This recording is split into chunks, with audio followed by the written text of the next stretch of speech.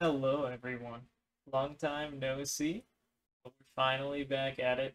And once again, we're bringing you guys another tier list. But this one's going to be a little bit different. Instead of ranking cards inside of a game or a format and ranking decks, we're going to be talking about card games in general. Because personally, this is like my favorite genre of game. I love card games. So we're going to be talking about a lot of the card games that are really popular and just some random card games that I've played in the past, and talking about what makes them unique, what makes them enjoyable, or maybe not so enjoyable, as best as I can. And just because it's content creation, we're putting it on a tier list. So with that, we'll hop right in. We're starting off with the pretty new game, Disney's Lorcana. This game is fairly unique in comparison to most card games. The fundamental objective of the game isn't combat or defeating your opponent directly like it is in most card games. Instead, you're just trying to accumulate a resource. It's got some interesting mana systems, and the deck building has some different restrictions than other games, although it falls into somewhat of a heavier restriction, meaning you can only play up to two of the colors effectively, two of the factions in that game. So there's not as much room as there is in other games to be able to mix archetypes and create new decks that way. But it's still a pretty solid game, I would say. And it's still pretty new, so it's still lacking a bit in depth. But it's getting there. So I'm going to put it in B tier for now. Alright, moving on. We're going on to, from the popular newer game Lorcana, we're going to be talking about a much older game, the Adventure Time Card Wars game. If you guys have seen Adventure Time, you might remember seeing the episode where they play this. But if you didn't know, they actually made a physical product of this game as well as a digital card game. I didn't play the digital version much, but one of my friends and I actually bought starter decks and some booster packs for the physical game whenever it was coming out and played with each other. It was fun. Once again, it had a very different system of gameplay with like the mana system just being lands that you had set that acted as more of like a playing field instead of a direct resource system. And that was kind of interesting. But honestly, the game didn't adventure out that far into treading new ground or anything. So it was a fun novelty, but probably not a game that you could really commit to playing for a significant period of time. So we're gonna put it in C tier for, it's fun, nothing crazy. Next up is a game that I put on here because it is extremely notorious. We have Metazoo. Now, personally, I actually never played Metazoo, never looked into it, anything like that, so I can't really say much about it. I'll just drop it into haven't played enough. From what I've heard, the game's pretty bad.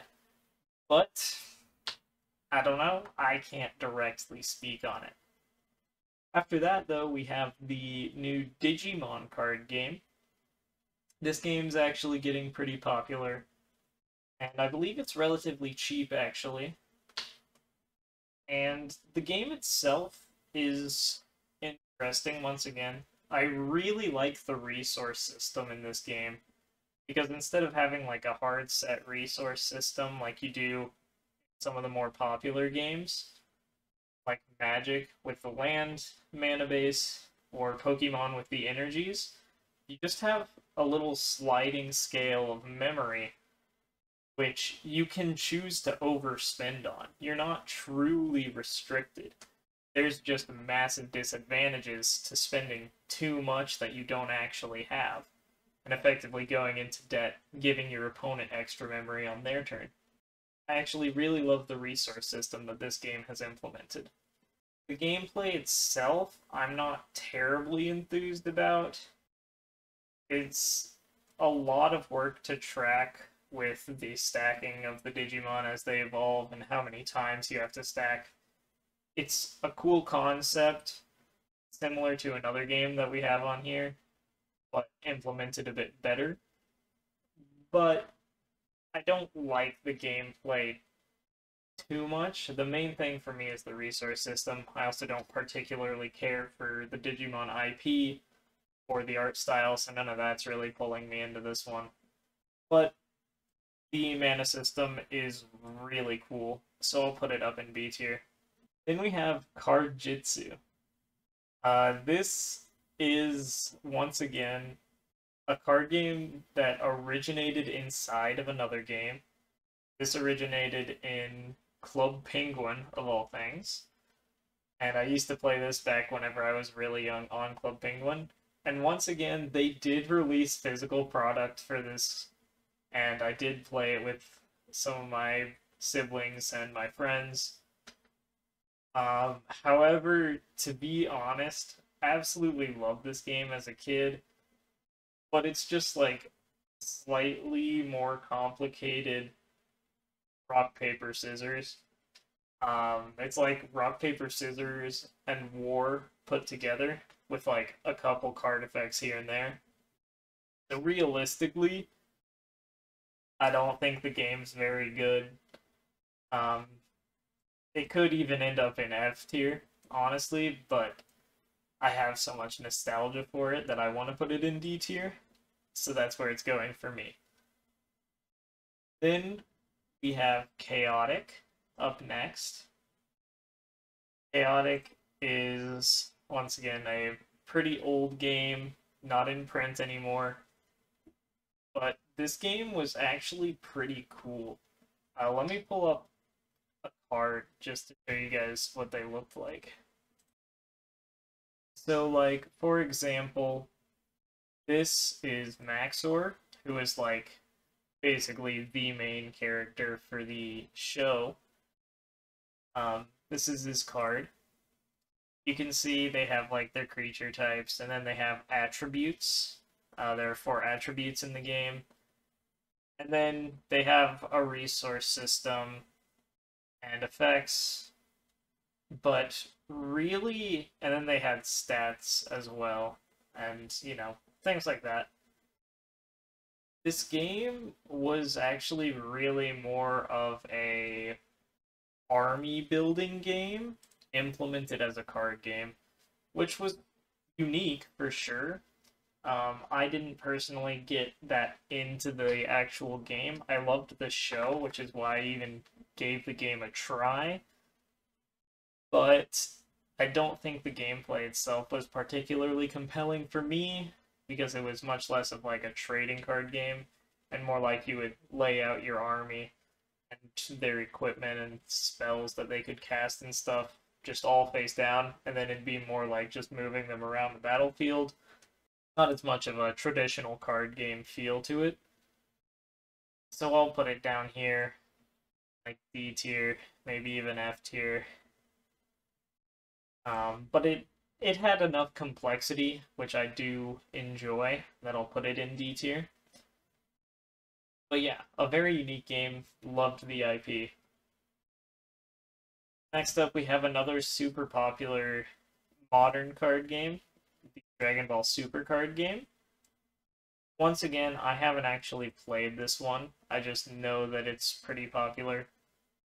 So if you guys have played it, or MetaZoo, or anything else that I haven't played, and you think I should, make sure to let me know down below in the comments, and I will try to get around to playing these games, because I would love to have an opinion of it. Be it good or bad, I would like to get some experience with these card games that I haven't ever played before. Next up, we have Redikai.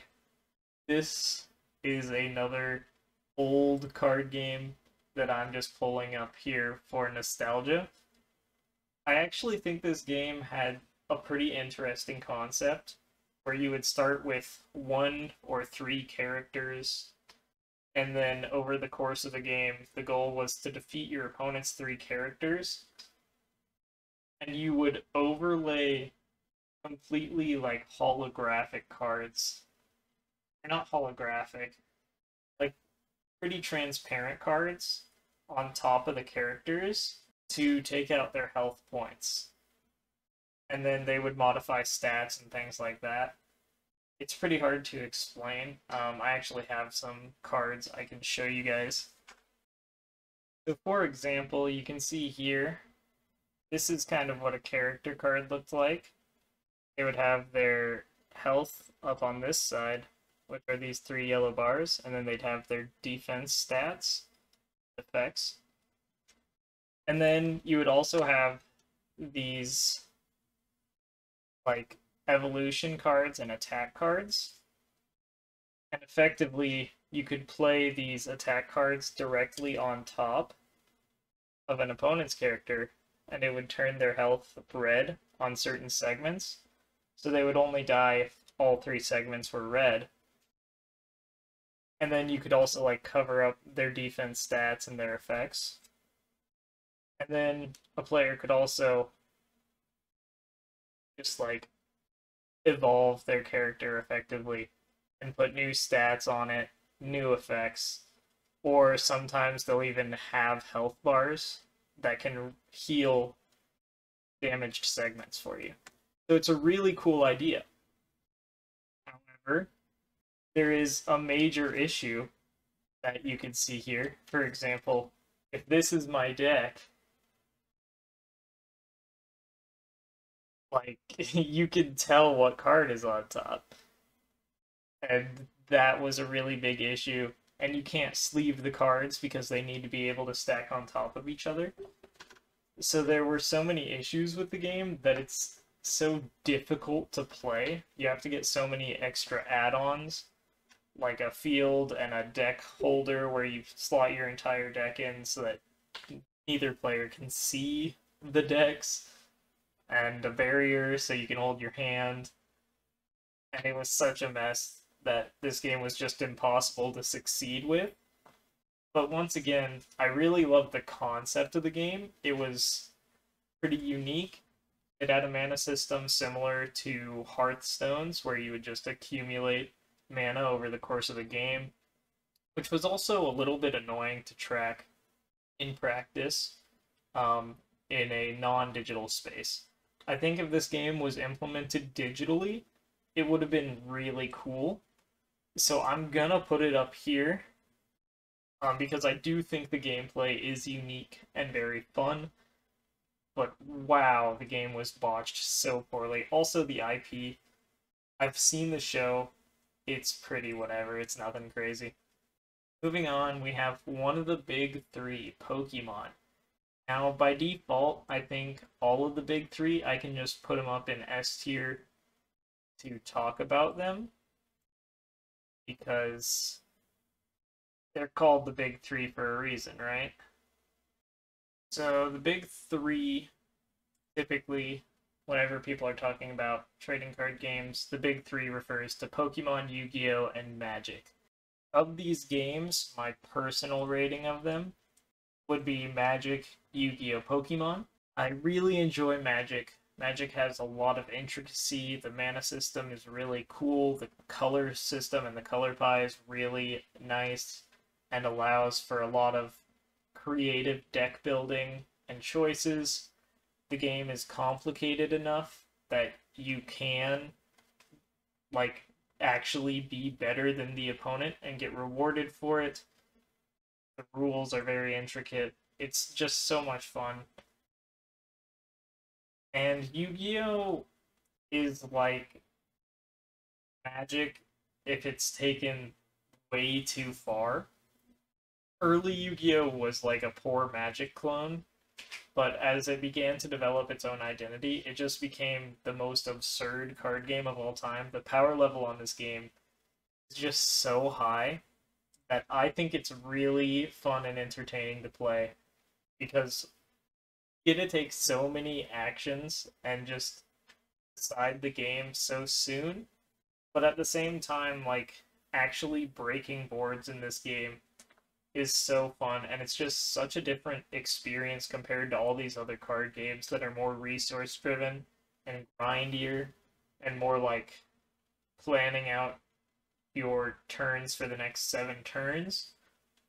Whereas Yu-Gi-Oh! Is a lot more about optimizing those micro decisions in a turn, making the exact precise play you need to when you need to, and the deck building is also very weird in this game. I don't like the deck building as much as I do in Magic. Yu-Gi-Oh! Is a lot more archetypal, and a lot of the deck building is kind of pigeonholed. There's still a lot of decisions to be made, and like tech choices, but it's a lot more of just like tech choices, whereas you're still playing a overarching deck that Konami has established for you to play, using ratios for the most part, and then your staple cards. So I don't like that aspect as much, but the gameplay is phenomenal for Yu-Gi-Oh! In my opinion. There's also the card text floating issue, which is apparent and real, unfortunately. And then finally, there's Pokemon. Personally, I'm not gonna leave this in S tier. I put it up here for the sake of talking about them. But I really do not like Pokemon. I have played the game a good bit. I played it a lot as a child, and I also picked it up last year. I played Qianpao Water with like Greninja, and it was effectively a deck that would just cycle energy into the graveyard and then cheat it onto the battlefield. So, you know, the same as Magic or pretty much most other resource-based card games. They get to a point where the whole point of the game is to cheat the mana system in the first place, which I don't have a problem with inherently. But I think the deck building in Pokemon is very simplified in a way that I don't enjoy. I don't think the decks are actually that varied compared to each other. A lot of them are just achieving the same thing in a very slightly different way, but overall very similar. I'm not a fan of how the resource system actually works. Like, only being able to attack once just feels weird to me.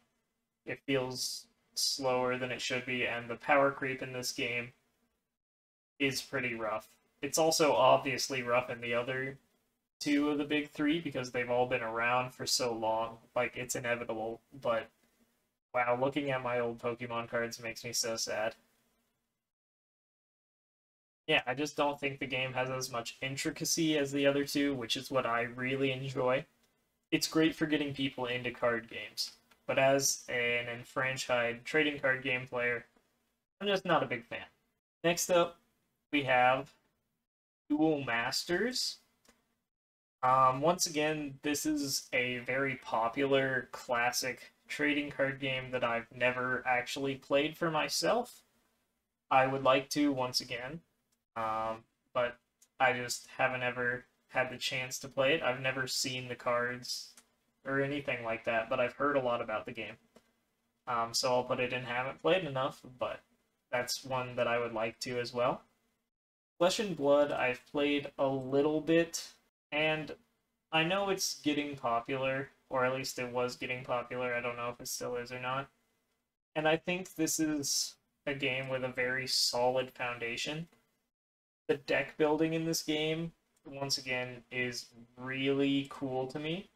Having 3 different versions of a card, each one with a different cost and slightly more or less powerful effect based on the cost of that card, is really cool.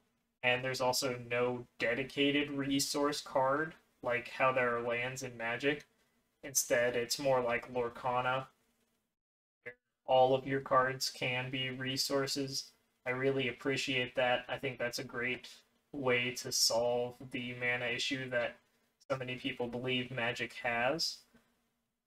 And the way the game plays itself is also really entertaining and intricate. I think the game has a lot of complexity, a lot of intricacy, and a lot of longevity. So I do really like the game. Honestly, I might put it up in A tier. I'd like to get into this game more. Grand Archive is another one that I've heard of and haven't played very much of. I think I've seen it, but I haven't really looked into it at all, so I can't really speak to it much. And while we're on this topic, I'll just pull out the rest of these that I haven't ever really played. Force of Will, I've heard good things, but haven't played. Weiss Schwartz, I've heard bad things, but haven't ever played.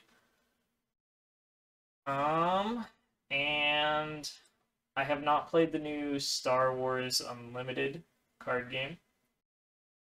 I've heard pretty good things about it overall, but I also do not care about Star Wars as an IP, so who knows if it's actually a good game or not, but I've never played it, so I can't make any judgment there. But the rest of these games, oh, and One Piece. I have heard very good things about One Piece. It looks fun. I was going to play it, and then I just never got around to getting someone to teach me, so I've never played it. A lot of these, I feel like I would play if there was a solid digital client for, which is something that I think card games nowadays really need to work on developing, is a strong, just a digital platform for people to play the game and experience your game without committing heavily financially, because let's face it, card games are expensive. But moving on from that note, we have Hearthstone. Hearthstone, I played for a long time. I picked this up in middle school, close to release. Next Ramus, Grand Tournament, Goblins versus Gnomes kind of era is when I started playing, so a little bit after release. But I do love Hearthstone. Very simple game, similar to Pokemon. In terms of like the complexity, it's much simpler than like Magic and Yu-Gi-Oh! And even Flesh and Blood, honestly. But it does heavily take advantage of the fact that it is exclusively a digital card game. There is no physical version of Hearthstone, so they get to play with a lot of very wacky effects like random card generation, just adding cards to your hand out of the entire card pool history of Hearthstone, or start of game effects that apply based on if your deck meets a certain condition, such as having all odd or even cost cards in your deck, which Magic tried to implement, and we saw how that went. The issue, to be fair, in Magic was mainly that they were broken, which is the same issue Hearthstone had, but it's also much more difficult to realistically force those rules in a physical game like Magic as compared to Hearthstone. It's a lot easier to just mess up and accidentally put one in your deck and then still be using your companion in Magic. And that just doesn't happen in Hearthstone. Hearthstone also has a lot of really fun modes. And I honestly think I'm putting it in S tier. I don't play the game very much anymore, but for the amount of time that I put into that game, with relatively little money, I think I've spent maybe like $100 on Hearthstone total, and I had an absolute blast with it. I think it's a great game. Next up we have Kaijudo. I never really played this game much. It didn't exist for a terribly long time. What little bit of it I did play, I did not enjoy. I don't think it was a very good game. I don't even really remember specifics about it. I was definitely younger, Yeah, this is what the cards looked like for this game. I don't know. There's just not enough in this game for me. Um, it's weirdly simplified for what it is. Just never really got into it. Um, I can't really say much more about it. I just did not enjoy it. Legends of Runeterra. This was Riot's card game, based in the same world as League of Legends and that line of storyline. This game had probably my favorite priority system out of any card game I've played. The priority system in this game was so unique. Basically, it was never like your turn or your opponent's turn. You went back and forth on taking actions during each player's turn. The turn order really just determined who got to go first in that turn cycle, which was really fun and created for very engaging gameplay. Where, unlike pretty much every other card game on this list, except one we'll talk about later, you sit there and watch your opponent take their turn for however long it takes. In most of these games, maybe 5 minutes. It's a big issue in like Yu-Gi-Oh! Where every deck is a massive combo deck and the turns can take 15 minutes. Those can be really rough, and Runeterra does not have that problem at all. Except for like very specific metas where there were combo decks that could do it. But it's very difficult. And the gameplay itself was also pretty solid. There was a very fun single player mode, which was roguelike, and the competitive game itself was very fun, and it was also extremely free to play. I never spent any money on this game, and I played it competitively for multiple seasons, and I never struggled to build my competitive deck and have plenty of leftover resources for whatever you want. I love this game, but I believe it is getting shut down, mainly because it was so free to play. They just weren't making money off of the game because it was so easy to not spend money. Following that one up, we have Shadowverse. This game's been around for a while. This is another digital game, exclusively digital, I believe, but I think they're actually creating a paper version of it soon. So it'll be interesting to see that one when it comes out. This game has some amount of complexity and deck building. I never really got into it because it was a bit grindy, and I didn't want to spend money on it because I didn't enjoy the gameplay that much. So I'm going to put it down here in D tier, just because I didn't really enjoy it. I think it does have some aspects of what it takes to be like a real quote-unquote card game. I just didn't really enjoy the gameplay loop or the IP or anything of that nature enough for me to really get into it. Then we have Marvel Snap. I actually played this game so much on release. It was really cool because it's a very progression-based system for unlocking cards in this game. It's more of a CCG than a TCG. You can't trade cards or craft cards or anything like that. You just have to unlock them. And the progression system was really fun for a while. And then once you get high up enough, it got very grindy. And eventually I just stopped playing because the games got very samey. It's very much a mobile card game. Games are very fast, 7 turns at most, for the most part. Very quick, but because of that, it's also much less intricate than a lot of these other games. It does still have power creep issues with like season pass cards. Um, Still a mobile game at the end of the day. I think the gameplay loop is very engaging for a good amount of time. But I do think it falls off eventually. Um, it's still a fun game, though. I would recommend playing it for at least some amount of time if you've never played it before. Next up, we have Eternal. This game has actually been running for a surprising amount of time, in my opinion, for being just like a digital game. I believe it is relatively free to play.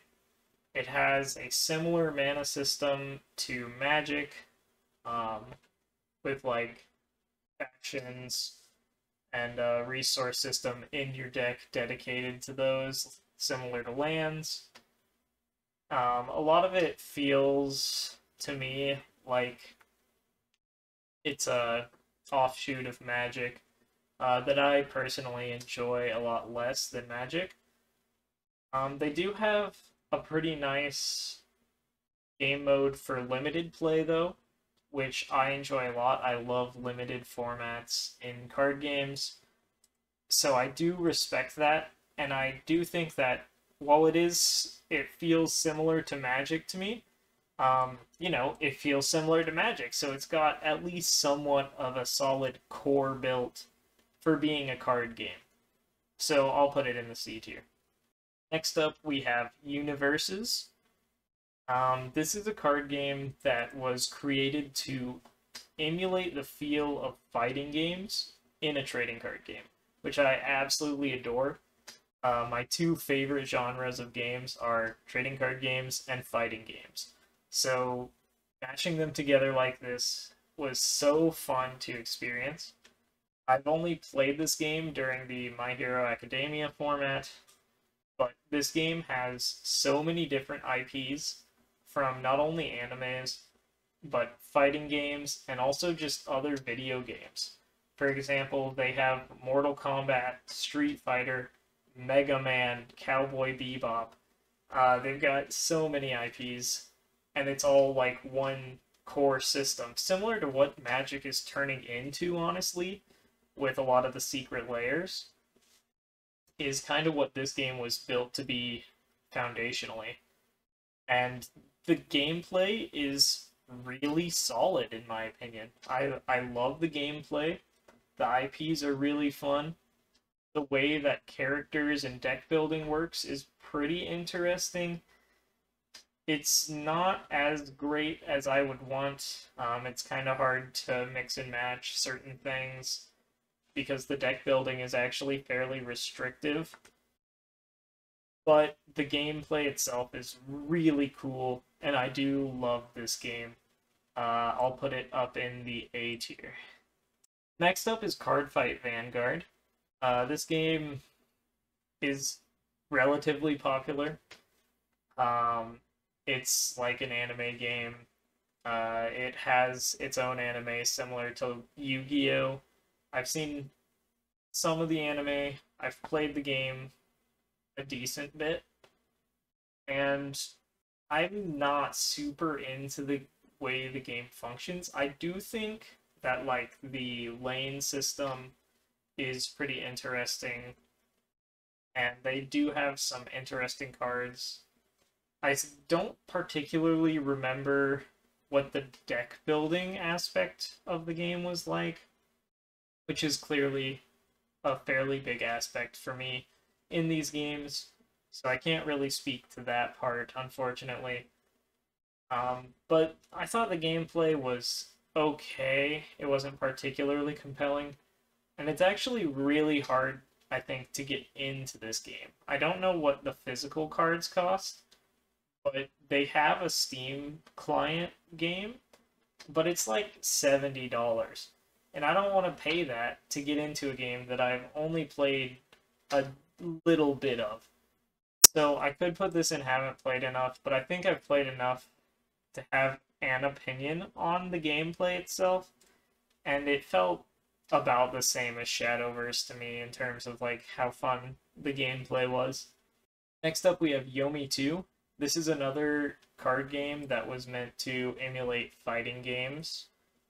This one is focused more on the Yomi aspect of fighting games, or the mind reading and guessing game of the fighting games. So this is a very like rock, paper, scissors-esque game focused on the aspect of fighting games, which is throws, attacking, and blocking, which creates a rock, paper, scissors situation. The game itself is pretty fun. It uses an IP that is completely unique for this studio. They have multiple other games. They have their own fighting game for it. They have a board game, this card game. And I do enjoy the IP. They're pretty cool characters. And I think the game has a decent amount of complexity despite the simple foundation. Um, at the end of the day, it is like exaggerated rock, paper, scissors, but so are most card games and fighting games, to be honest. That's what they are at their core. I think this is like card jitsu, but a lot better. So I'll put it in the C tier. I do think it's a fun game. If it's ever like on sale on Steam or something, I'd recommend picking it up and trying it out. But I also think the player count's probably pretty low at this point. Next up, we have an unreleased card game called Altered. This is a game that I actually backed on Kickstarter a while ago, and I believe it's set to release sometime in the next month or two. I believe it's supposed to come out, and I am really excited for this game. It's another unique game that's not based on combat, similar to Lorcana. It's actually similar to Lorcana in terms of the gameplay in a couple ways. The resource system is pretty much the same as Lorcana's, where you play cards from your deck that are just like your normal cards. You put them face down, and those are your resources effectively.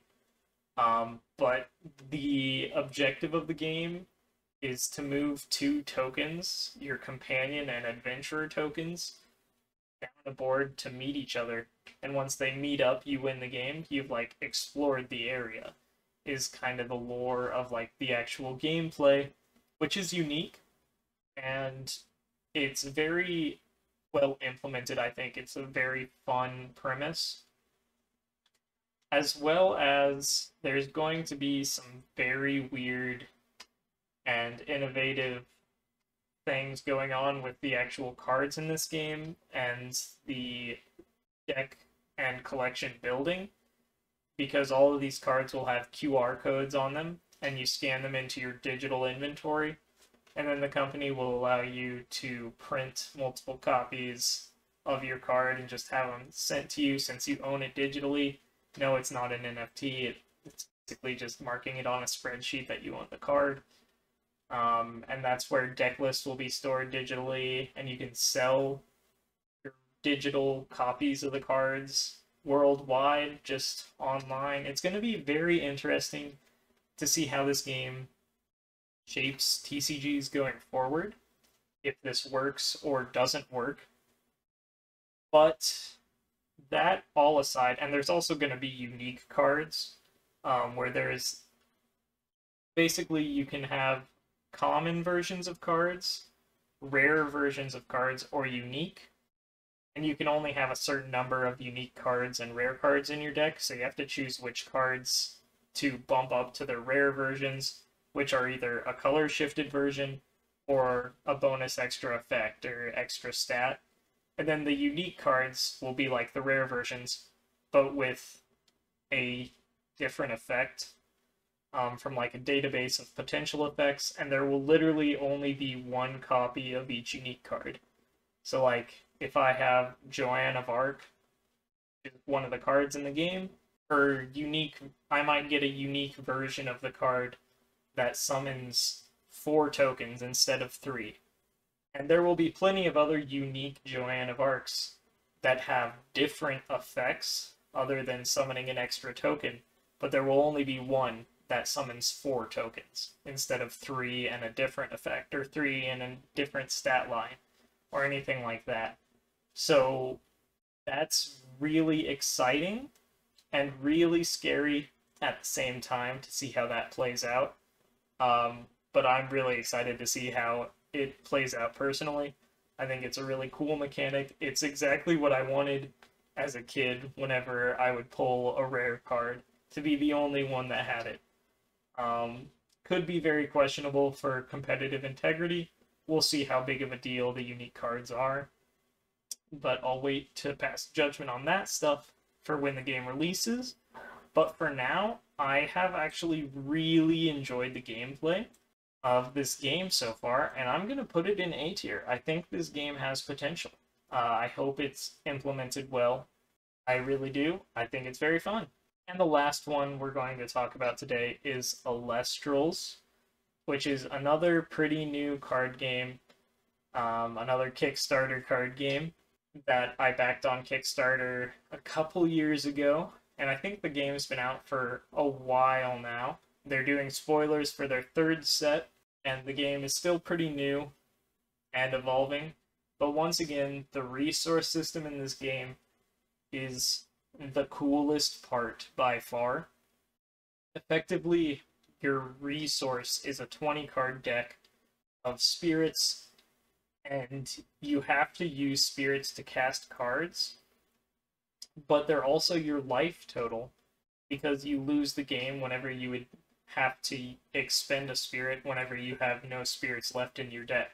So not only are you managing your life total in combat and things like that, but also just casting cards costs you life in a way, which is a really cool dynamic, a lot of push and pull there.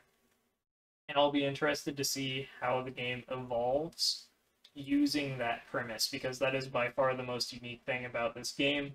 I love it so much. It's also very easy to splash into different colors and different rune types, different spirits, which is really cool and allows for some very interesting deck building.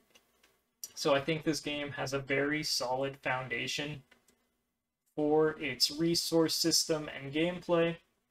I don't think it's quite up there with my big three yet, but I think this game has the potential to get there, and I'm really excited to see it evolve.